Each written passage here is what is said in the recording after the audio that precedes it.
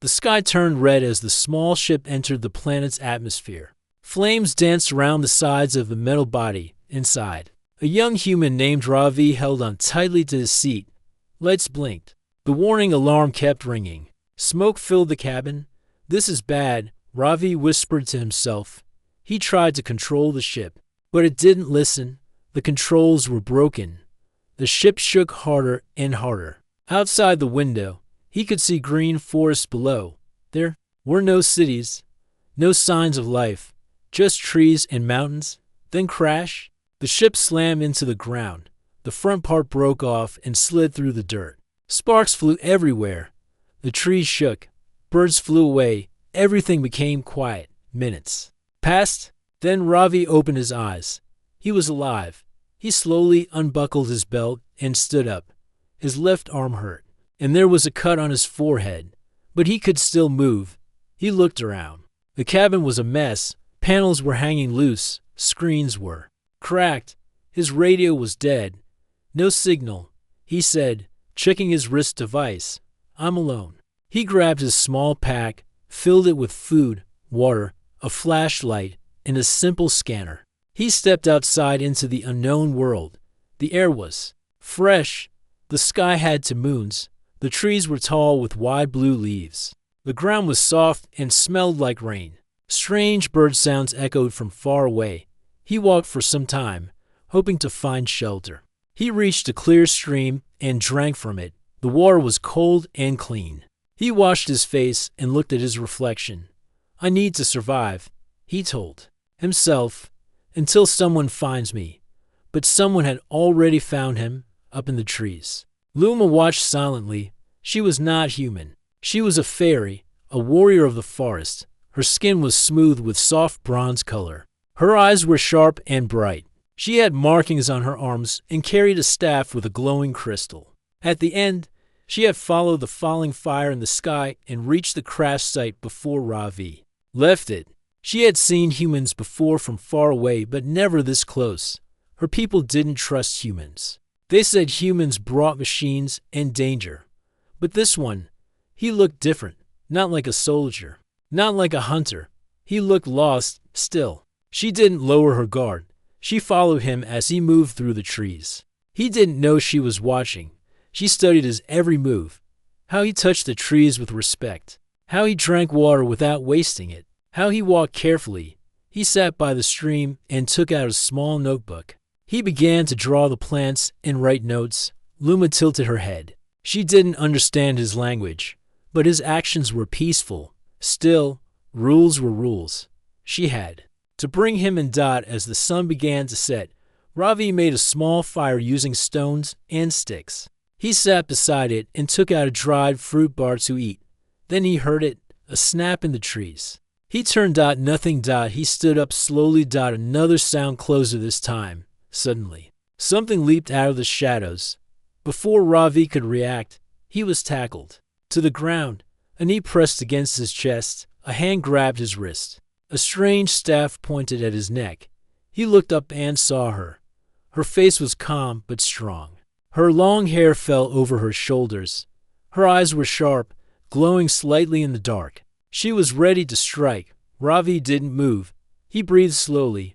Then, softly, he said, "You're beautiful." Luma's eyes widened. Her hand froze. She had heard many words from humans, but never that one. It was soft, strange. Not a weapon, not a threat. She stared at him. His voice was not angry, not afraid, just honest. She slowly stood up but didn't step back. Ravi sat up, still looking at her. "I don't want to fight," he said. She didn't answer. She didn't understand his words, but something in his tone made her pause. She watched him for a moment longer, then turned away and disappeared into the trees. Ravi sat there, breathing hard, still shocked. His heart was racing, but he was safe, for now. He looked into the forest, wondering who she was. She looked back from the shadows, wondering why he said those words. The stars began to shine above. The moons rose in the sky. And on that quiet alien world, the strangers had just taken their first step towards something new. Luma moved silently through the forest, her feet barely touching the ground. The trees knew her. The wind whispered her name. She had lived here all her life. She had trained as a fairy warrior since she was young. Her people were protectors of the forest. They guarded it from all danger, especially from outsiders. But now, for the first time, Luma was unsure. She had seen humans before. They flew in loud ships. They cut trees. They searched for fuel and stone. Her people had fought them in the past. Many stories were told round the fire. Stories of danger. Stories of destruction. But the human she had just met was not like those. He had not attacked her. He had not even tried to run. He had looked at her with soft eyes and said something she had never heard before. "You're beautiful." She didn't know what the word meant, but the way he said it made her chest feel warm. Her hand had frozen. Her thoughts had stopped. For a moment, she had forgotten her duty. And then she had walked away. Now, as she returned to the high rocks where the elders waited, her mind was full of questions. She stood before her commander, an old warrior named Moro, who had many scars on his arms. "I found the human," she said. "He is alone." "Did you take him?" Moro asked. "No," Luma said quietly. The other warriors looked at her. One of them, Tarin, stepped forward. "We cannot leave him out there," he said. "What if others come?" "He is weak," Luma replied. "He has no weapon, no signal. He is lost. He is still human," Moro said firmly. "If he lives, others may come." Luma nodded but didn't speak more. Inside, she felt confused. That night, as others slept, Luma climbed a tree and looked out toward the place where she had left Ravi. A small fire still burned there. She could see him sitting near it, looking at the stars. He was drawing again. In the dirt this time, she watched as he sketched a simple shape. A face. Her face. She felt her breath catch. Far below, Ravi sat quietly. He knew he was being watched. He had felt it many times since he landed. But this time, it didn't scare him. He hoped it was her. He didn't know who she was or where she came from. But her eyes had stayed in his mind. The way she looked at him before walking away, there was no hate in it. He took out his notebook and started writing. She didn't speak, but her silence was not cold. She was strong, but not cruel. I think she listened. Ravi missed his crew. He missed the sound of human voices. But somehow, thinking of her made the loneliness feel smaller. Suddenly, a loud crack came from the woods behind him. He jumped to his feet. Voices. Not one, many. He turned and saw 3 figures stepping out of the dark. They were tall like her, but their faces were covered. They held long staffs that sparkled with light. One of them shouted in a strange language and pointed the weapon at him. Ravi raised his hand slowly. "I don't want trouble." But they moved fast. One of them ran forward. Ravi stepped back, tripped, and fell to the ground. The staff came down but stopped just inches from his face. A sharp sound cut through the air. A voice, clear and strong. Luma. She jumped between Ravi and the warriors. She held her staff out wide, blocking the others. The 3 looked shocked. One of them, Tarin, spoke angrily to her. She replied in their tongue, her voice steady. She pointed at Ravi, then to the forest, then to the sky. The others didn't move at first. Then Tarin stepped forward again, his weapon raised. Luma struck first. Her staff flashed with blue light as it hit his arm. He dropped his weapon with a grunt. The others backed away. She stood her ground. Then slowly, they turned and left. The forest was silent again. Ravi was still sitting on the ground, confused and out of breath. Luma turned to him. For a moment, they just looked at each other. "Why did you help me?" Ravi asked. Luma didn't answer, but her eyes were softer now. She held out her hand. He took it. She helped him stand. Her hand was strong but gentle. Ravi smiled. "Thanks." She looked at him closely, then pointed at herself and said, "Luma." He blinked, then smiled wider. "Luma," he repeated. She pointed at him. "Ravi," he said. She nodded once. Then she turned and began walking into the forest. Ravi followed. They walked through the quiet night, side by side. No words, but something had begun. Not a friendship yet, not trust yet, but something above them, the moon shined brighter. And in the forest, two worlds started to understand each other one step at a time. The next morning, sunlight touched the tops of the trees as birds sang softly across the forest. A light breeze moved the tall leaves, making them shine with soft colors. Ravi sat near a calm stream, looking at the clear water. He had slept in a small cave nearby, where Luma had taken him after the attack. He dipped his hands in the cold water and splashed his face. His clothes were dirty, and his body still ached, but he was alive. He looked over his shoulder and saw Luma standing under a tree, watching him. She stood tall, holding her staff, silent and still like a part of the forest. "Good morning," Ravi said gently. Luma didn't answer, but her eyes followed him closely. He pointed at the sky, then the sun, and said again, "Morning." Luma looked up, then back at him. After a pause, she said softly, "More." "Ning." Ravi's face lit up. He smiled wide. "Yes, morning."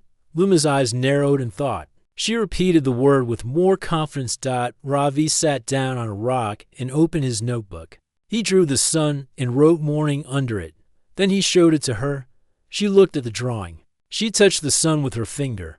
For the next hour, they sat together, using drawings and pointing to learn simple words: tree, water, sky, leaf, fire. Ravi taught the words in English. Luma said them in her own language. Slowly, they began to share their worlds through these simple sounds. When Ravi drew a picture of her face, she looked surprised. "That's you," he said. "Luma." She looked at the sketch for a long time, then pointed at it and said, "Farah." "Farah?" Ravi asked. Luma nodded. Then she touched her chest and said, "Luma." Ravi understood. Farah meant face or maybe drawing. He laughed softly. "Okay, Farah." Luma smiled, a small one, but it was their dot as the sun moved higher. They walked together through the forest. Luma showed Ravi how to step softly so the ground didn't make noise. She showed him which fruits were safe to eat and which plants to avoid. She also showed him a tree with red leaves that opened like hands. When he touched one, it closed slowly around his finger. Ravi laughed, like a shy flower. He said, "Luma." Didn't understand the words, but she smiled again at the sound of his laughter. They reached a large open field filled with tall grass and strange animals with long necks. The animals watched them but didn't run. Luma held up a hand. "Peace," she said in her language. Ravi copied her, lifting his hand. The animals looked at them for a moment, then returned to eating. He whispered, "Your world is beautiful." Luma tilted her head. "B-U-T-F-U-L." "Yes," Ravi said, smiling. "Beautiful." She thought for a moment, then said it again. "Beautiful." Ravi's heart warmed at that dot later. They sat on a rock under a tree as the sun began to set. The sky turned orange and purple. Birds flew overhead, making soft sounds. Ravi took out his scanner and tried to get a signal again. Still nothing. Luma watched the device.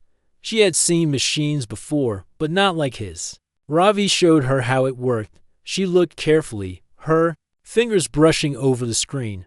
He showed her a picture of Earth. "That's my home," he said. She pointed at the blue oceans and green land. Her eyes showed wonder. Then she touched her chest and pointed toward the trees. Ravi nodded. "This is your home, and it's beautiful." She looked at him. "Beautiful," she repeated slowly. Then, for the first time, she touched his hand. Lightly, not to stop him, not to hold him down, but gently. Ravi didn't move. He looked at her and said, "Friend." Luma looked puzzled. He pointed to himself. "Ravi." He pointed to her. "Luma." Then he held his hand between them. "Friend." She understood. "Friend," she said. And for the first time, she smiled fully. Not small, not hidden. It was real. But in the deep parts of the forest, not all eyes were friendly. Taran had returned to the elders. He told them Luma had betrayed the rules. He said she protected the human, hid him, walked beside him like an ally. Mora was silent for a long time. Then he nodded once. "Bring them both," he said, "or don't return." The hunt had begun. Back near the cave, Ravi and Luma sat around a small fire. Ravi drew more pictures, trying to explain his ship. He showed how it came from the sky and broke apart when it landed. Luma pointed to a place on the map she drew in the dirt. Ravi leaned closer. A tall mountain, and on top a broken tower. He looked at her with hope. "Can I send a message from?" There she didn't understand the words but saw the question in his eyes. She nodded. He stood up. "We should go." She nodded again. But something in her eyes said she was worried. Ravi felt it too. Something was coming. That night, Luma sat on a high branch and watched the stars. She remembered Ravi's voice, the way he said beautiful, the way he smiled. When she spoke his words, she didn't know how it would end. But deep inside, she didn't want to lose this strange new connection. A human had called her beautiful. Not a warrior, not an enemy. Just beautiful. And for the first time, she felt it might be true. The next morning, the forest felt different. The air was heavy, the birds were quiet. Even the wind didn't move the leaves the same way. Ravi stood near the cave entrance, packing some food into a small cloth bag. Luma stood nearby, looking toward the distant hills. Her body was still, but her eyes kept moving. Something was wrong. Ravi noticed her silence. "Luma?" he asked. She didn't answer at first. Then she turned and pointed toward the high mountain in the distance. "There," she said. Ravi nodded. "Yes, the tower. My signal." Luma nodded once, but her face looked serious. They started walking. Luma led the way, moving quickly through the trees. Ravi followed, copying her steps as best he could. She had taught him how to walk silently, and now it helped. The forest was quiet, and every sound felt louder than normal. After some time, Ravi whispered, "Are we being followed?" Luma didn't speak, but her hand moved to her staff. Ravi didn't ask again. Far behind them, Tarin and two other fairy warriors moved through the trees like shadows. They wore dark armor and held staffs glowing with soft red light. They followed footprints and broken leaves. Tarin smiled. She walks with him. One of the warriors said. Tarin nodded. Then, "She has forgotten who she is." They continued the hunt without sound. Luma and Ravi reached a rocky slope as the sun began to rise higher. The trees ended there, and the land turned dry and open in the distance. The tall mountain waited. Its top was covered in mist. At the very peak, a broken shape stood, an old signal tower left by explorers long ago. Ravi took a deep breath. "We're close." Luma placed her hand on a nearby stone. Her fingers moved across the surface like she was reading something hidden. Then she said, "We must climb before dark." Ravi agreed. "Let's go." They started moving up the slope. The climb was hard, and the sun made it worse. But they didn't stop. Halfway up, they found a small flat place to rest.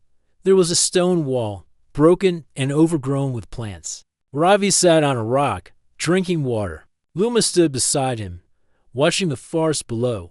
Suddenly, she lifted her staff. She heard something. Ravi stood up. "What is it?" Before she could answer, Tarin appeared from behind the wall, and two more warriors stepped out from the trees. They had found them.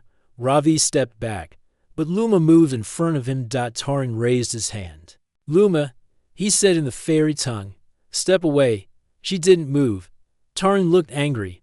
"He is human. He will bring others. You break the law."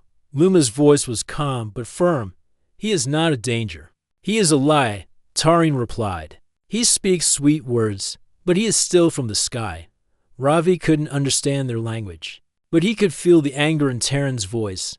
He whispered, "Luma, what's going on?" She turned her head slightly. "Stay behind me." Tarin pointed his staff at Ravi. "Then we take him by force." Luma didn't wait. She struck first. Her staff moved fast and true. It hit the ground with a flash of blue light. Dust flew into the air. Ravi stepped back as the battle began. Luma fought with skill. She moved like wind and fire. Her staff blocked, struck, and turned away each attack. But there were 3 warriors and only one of her. Ravi looked around. He saw a fallen branch nearby. He picked it up. It wasn't much, but he had to help. One warrior turned to attack him. Ravi raised the stick, but before the strike came, Luma knocked the warrior to the side with a sharp blow. She shouted at Ravi, "Go." He froze. She pushed him, "Go to the tower."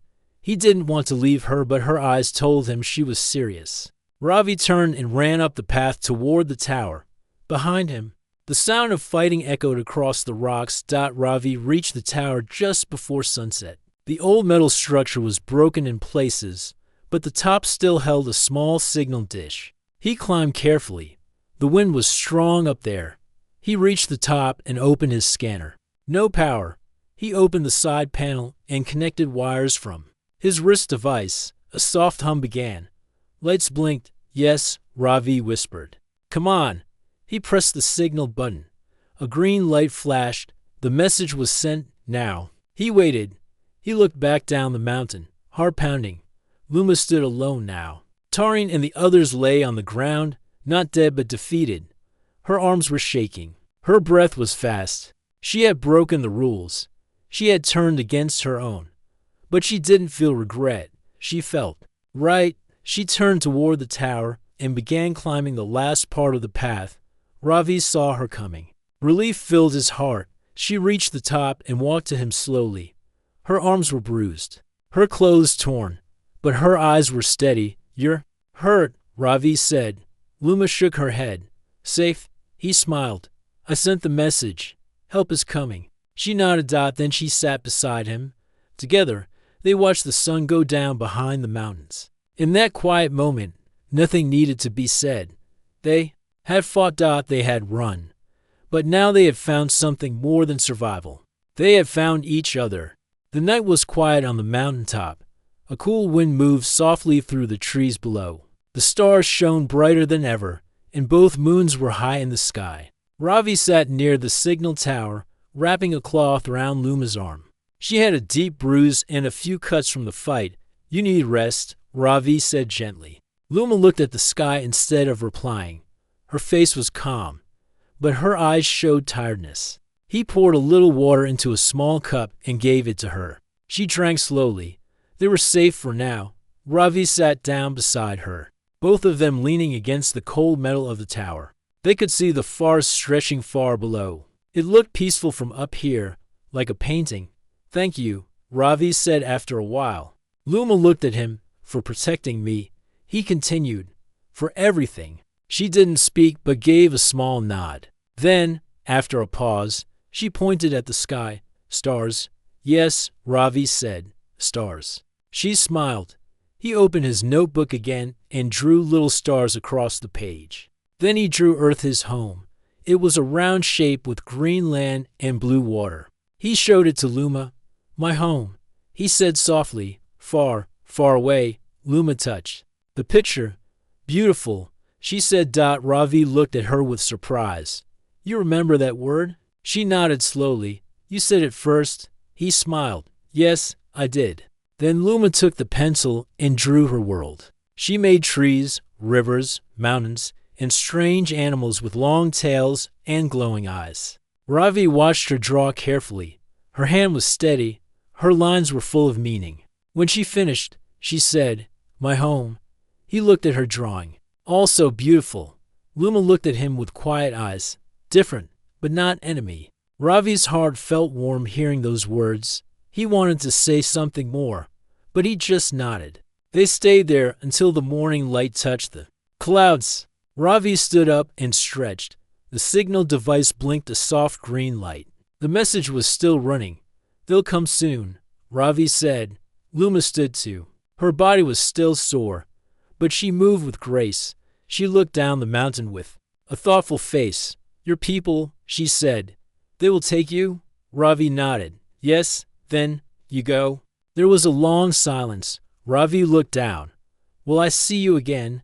Luma didn't answer. He looked at her carefully. "You don't have to come, but I hope you will." She looked into his eyes, and something deep passed between them, something that needed no words. Later, they built a small shelter from old metal pieces near the tower. Luma made a fire, and Ravi helped. They sat together, warming their hands. He took out some dry food from his pack and offered it to her. She tasted it and made a face. Ravi laughed. Yeah, not the best. Luma smiled too. Then she looked at the forest again. My people, angry. I know, Ravi said quietly. They think I forget who I am, she added. You didn't forget, Ravi replied. You just saw something different. Luma nodded. You are not like stories. Ravi understood what she meant. Her people told tales of dangerous humans, destroyers, liars. But here he was alone, lost, afraid but also curious, kind, and full of wonder. Just a person like her. That evening, they heard a sound from the sky, a soft humming. Ravi stood up, fast, and looked up. A light flashed above the clouds. A ship, he said. Luma's body became still. The light grew brighter. The humming became louder. Then a small human shuttle came through the clouds, landing slowly near the tower. Dust flew into the air as the ship touched the rocky ground. The door opened with a hiss. Two human officers stepped out, dressed in gray suits with lights on their shoulders. One of them shouted, Ravi. Ravi raised his hand. Here. The officer ran forward and hugged him. We thought you were gone. I'm fine, Ravi said. Thanks to her. The man looked at Luma, surprised. She stood tall but didn't move. She saved me, Ravi said. The second officer frowned. She's one of the natives, Ravi nodded. Yes, and she's my friend. The two officers looked at each other.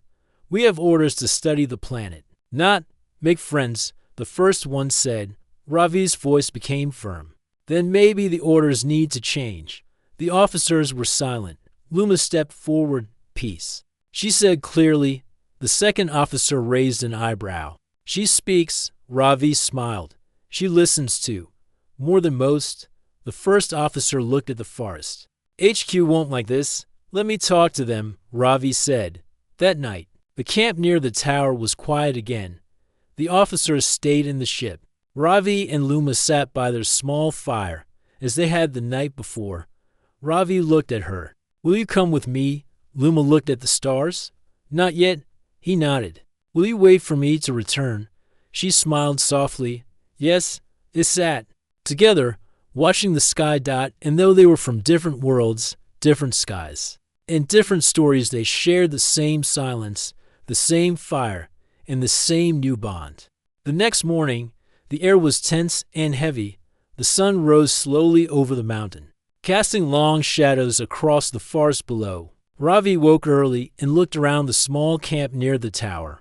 Luma was already awake, sitting quietly on a rock, her eyes fixed on the distant trees. Ravi knew today would be different.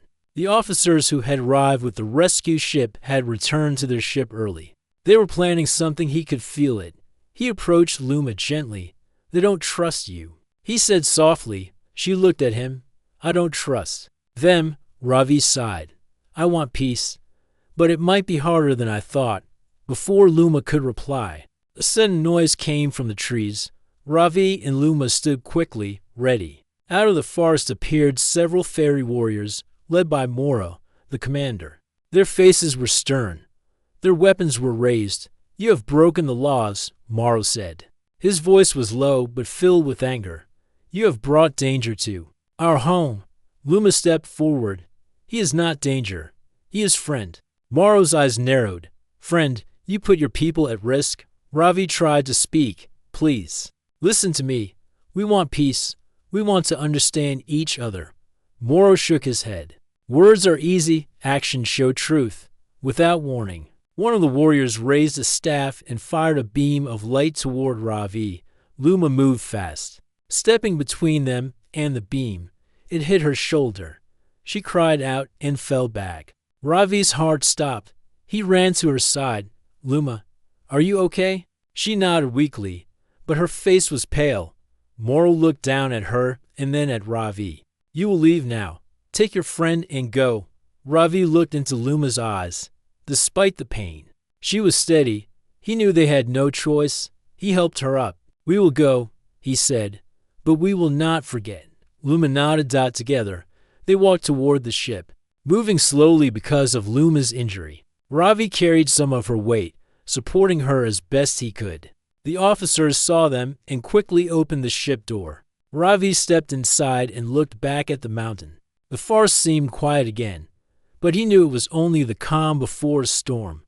Inside the ship, Luma rested on a soft bed. Ravi cleaned her wounds with care, using the medicine they had brought. She winced but didn't complain. "You saved me," she said quietly. Ravi smiled. "We saved each other." The ship's engines hummed as it prepared to leave. Before they took off, Ravi spoke to the officers. "I want to talk to your leaders. I want them to understand that Luma is not the enemy." One officer shook his head. "The council is afraid.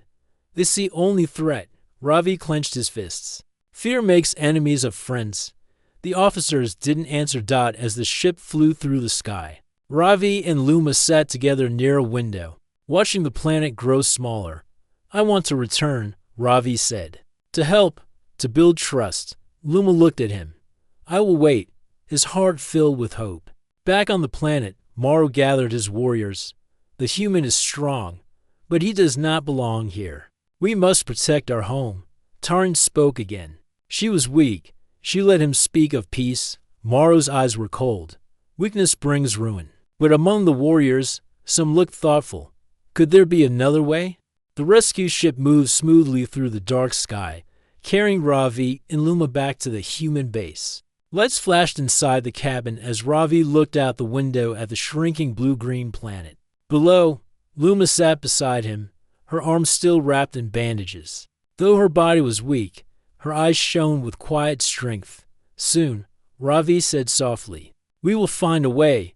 Luma nodded. "Peace is hard, but worth it." At the human base, a group of commanders waited. They watched Ravi and Luma's arrival on the big screens. Some wore serious faces, others looked unsure. The lead commander, a tall woman with sharp eyes, stepped forward. "Ravi, tell us what you found." Ravi stood tall. "Luma is from a proud people. They fear us because they do not understand us. But she showed me their world and their heart. They want peace if we show respect." The commander looked at Luma, who bowed her head politely. "We want to listen," Ravi added. "But we need to prove we mean no harm." The commander nodded slowly. "We will consider this. For now, you and Luma will stay here." Days passed. Ravi and Luma learned about each other's worlds in quiet moments. She tasted new foods. He tried to understand her language better. They shared stories not just of battle or fear but of hope and dreams. One evening, Luma stood on a balcony, watching the stars. Ravi joined her. "Do you miss your home?" he asked. She smiled softly. "Yes, but I feel hope." He reached out and held her hand gently. "You taught me to see beauty," he said. "Not just in the world, but in people." Luma squeezed his hand. "And you showed me kindness." But not everyone agreed. At the fairy camp, news of the human ship's arrival spread quickly. Some warriors called for war. Others, quietly, wished for peace. Morrow stood before his people, his voice strong. "We must protect our home, but not with hate. With wisdom." Tarin, still bitter, stepped forward. "She betrayed us. The human is a threat." Morrow shook his head. "We will listen. We will learn." Back at the base, Ravi received a message from the fairy leaders. They wished to meet. A meeting was arranged on neutral ground, a valley between forests and mountains. Humans and fairy came together. Wary but curious, Ravi and Luma stood side by side as the talks began. At first, the words were sharp. Fear and old wounds made the air heavy. But slowly, with each story shared, the walls began to fall. Luma spoke of the forest's beauty, the songs of the birds, and the strength of her people's honor. Ravi spoke of earth, of exploration, and the hope to build new friendships. Days passed as they talked. At night, Ravi looked at Luma and said, "This is only the beginning." She smiled. "Together, we are stronger." Then came the final day. The leaders stood before the crowd. Morrow spoke first. "We will no longer see humans as enemies. We will open our lands and hearts." The human commander added, "And we will respect the fairy ways. We come as friends." Cheers rose from both sides. As the sun set, Ravi and Luma stood beneath the stars. She looked at him and said, "You showed me your world. Now I will show you mine." He smiled. "And together, we will build a new future." The two moons rose above, shining brightly. A new chapter had begun, not just for humans or fairy, but for both together.